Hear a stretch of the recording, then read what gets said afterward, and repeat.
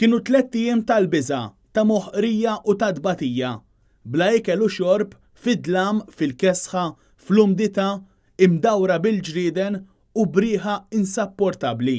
Kienet din l-esperjenza ta' Natalie Williams ta' 46 sena li spiċċat maqbuda f'katakombi fil-Forti Ricasoli wara li tpoġġiet hemm mir-raġel tagħha stess.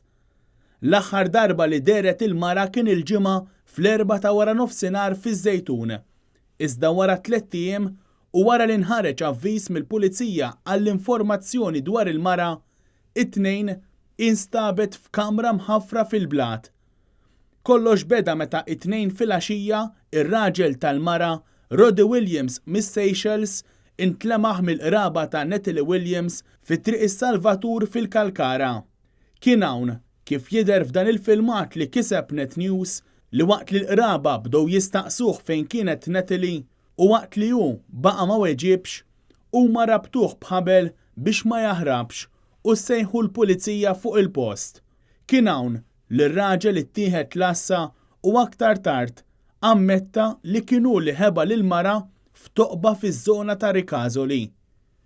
Kienu stess li ħalli l-pulizija fuq il-post biex jindikalhom fejn kien poġġiha. Hawnhekk il-mara ta' 46 sena instabet mitlufa minn sensija u ttieħdet l-isptar Mater Dei fejn qed tingħata l-kura. Il-pulizija sabu diffikultà biex jinżlu fit-toqba fejn kienet il-mara.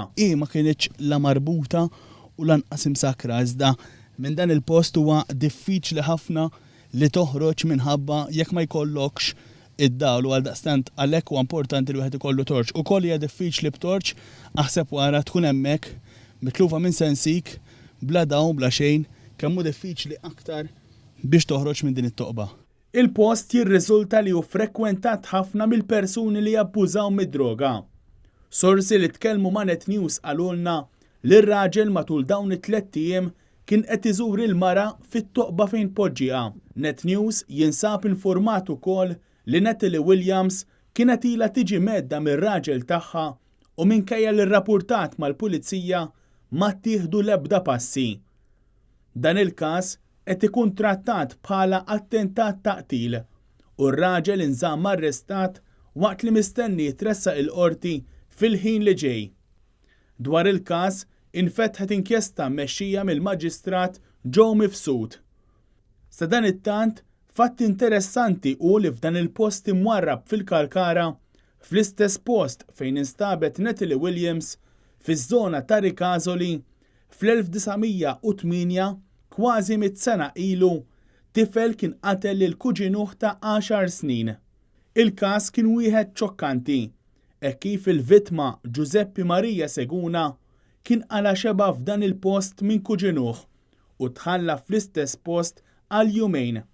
Wara jumejn, kuġinuh kien reġa' mar fl-istess post u sab li kien għadu ħaj bil-ġrieden madwaru. Waqt li l-vittma talbu bil-ħniena biex jgħinu, kien hawn li kuġinuh Francesc Farrugia qabeż fuq sider kuġinuh u ħallih mejjed.